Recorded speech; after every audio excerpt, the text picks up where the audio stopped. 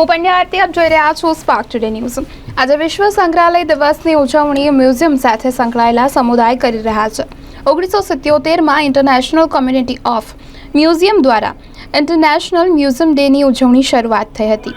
આજે 48મા વિશ્વ સંગ્રહાલય દિવસની ઉજવણી ઠેર ઠેર કરવામાં આવી રહી છે। વડોદરાની જો વાત કરવામાં આવે તો વડોદરા શહેરમાં પણ મુખ્ય બે સંગ્રહાલયો છે। એક લક્ષ્મી વિલાસ પેલેસમાં જ્યારે બીજી બાજુ સાજીગંજમાં આવેલ બરોડા મ્યુઝિયમ અને પિક્ચર ગેલેરી। આ ઉપરાંત ઘણા બધા લોકોએ પુરાની વસ્તુઓ સંગ્રહિત કરી છે। પોતાના ઘરમાં કે ઓફિસમાં સંગ્રહિત કરેલી ગુજરાતનું સૌથી મોટું મ્યુઝિયમ વડોદરા સાજીબાગમાં આવેલું છે। સર સાજરાવ ગાયકવાડ એ વડોદરાની જનતાને આ સંગ્રહાલય ભેટમાં આપ્યું હતું। 129 વર્ષ પુરાના બરોડા મ્યુઝિયમની ઇમારતની શિલાન્યાસ 1887માં કરાયો હતો, જ્યારે તેનું બાંધકામ પૂર્ણ થતાં 1894માં તેને ખુલ્લું મૂકવામાં આવ્યું। બરોડા મ્યુઝિયમમાં ઇજિપ્તની બાળકીનું મમી, 72 ફૂટનું બ્લુ વ્હેલનું હાડપિંજર પ્રાણી, પક્ષીઓ અને દરિયાઈ જીવોના અવશેષો સચવાયેલા છે, તેમજ વિવિધ દેશોની વિશિષ્ટ કલાકૃતિઓ અને હસ્તકળાના નમૂના મળી 1 લાખ જેટલી વસ્તુઓ સંગ્રહિત કરવામાં આવી છે।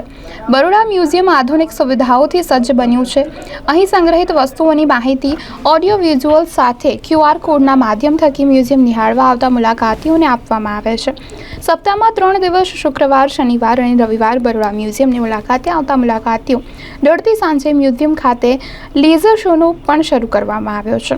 લેઝર શોમાં દીર્ઘદ્રષ્ટા રાજવી સર સાજરાવ ગાયકવાડની ઉપલબ્ધિઓ અને વડોદરાના ઇતિહાસની જાણકારી આપવામાં આવે છે।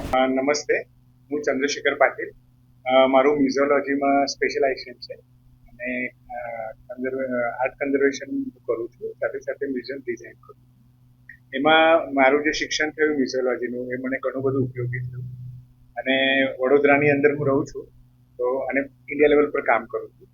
પણ વડોદરામાં મેં લગભગ 2015માં નક્કી કરેલું કે આપણે અહીંયા હાઉસ મ્યુઝિયમ બનાવીશું વડોદરામાં, અને આજે 23 હાઉસ મ્યુઝિયમ અલગ અલગ જગ્યાએ વડોદરાના બધી જગ્યાએ થઈ રહ્યા છે।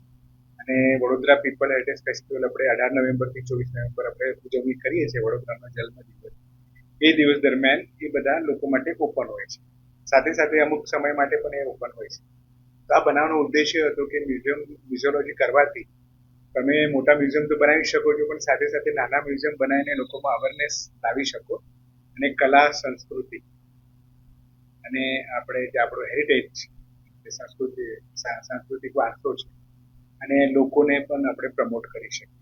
જેનાથી શું થાય કે લોકોને આના વિશે માહિતી પડે। દરેક વખતે હવે કંઈ મોટા મ્યુઝિયમ બનવાના નથી, પણ નાના મ્યુઝિયમથી પણ તમે તમારા ઘરમાં જે દિવાલો ખાલી હોય છે એમાં તમે ગોઠવી શકો છો।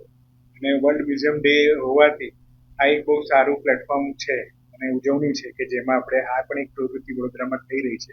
તે અંદાજે 23 મ્યુઝિયમ બન્યા છે, જેમાં વોટર પોટ્સ છે, સ્કલ્પચર છે, પેઇન્ટિંગ છે, પછી કોઇન્સ છે, એવા અલગ અલગ વિવિધ વિષયોને લઈને 23 વિષયોને લઈને આ બન્યા છે।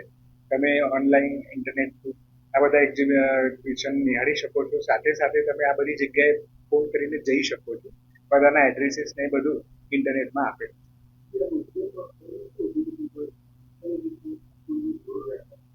આ બહુ જ મહત્વના મ્યુઝિયમ બન્યા છે, બની રહ્યા છે। આજે હાઉસ મ્યુઝિયમ છે એમાં શું થાય છે, ઘણી વખત વર્ષ દરમિયાન બધા સ્કૂલના બાળકો પણ વિઝિટ કરે છે, એનાથી એ લોકોને ખબર પડે છે કે આનો ઉપયોગ કેવી રીતે। દાખલા તરીકે અહીંયા વડોદરામાં અતુલભાઈ શાહ કરીને છે, એમનું હાઉસ મ્યુઝિયમ છે, જેમાં 2 ટાઈપનું કલેક્શન છે, એક વોટર પોટ્સનું અને એક આપણે ગાંધીજીના જીવનચરિત્ર। તો એમને વોટર પોટ્સ જે છે એ જોવાથી આપણને ખ્યાલ આવે કે હડપ્પા સિવિલાઇઝેશનમાં કેવા પ્રકારના વાસણો બનતા હતા, પાણી ભરવાના વાસણો એટલે વોટર પોટ। તો ત્યાંથી લઈને અત્યાર સુધી કેવી રીતે ડેવલપમેન્ટ થયું, અલગ અલગ મટીરિયલમાં થયું, ડિઝાઇનમાં થયું, તો એ પ્રમાણેના તમે ત્યાં જવાથી તમે રિસર્ચ કરી શકો, તમે જોઈ શકો, એનાથી પ્રભાવિત થઈ શકો, એ વસ્તુ તમે ખરીદી શકો જે તમારા જીવનમાં ઉપયોગ। ચંદ્રશેખર પાટીલ, મ્યુઝિયોલોજીસ્ટ છું અને આર્ટ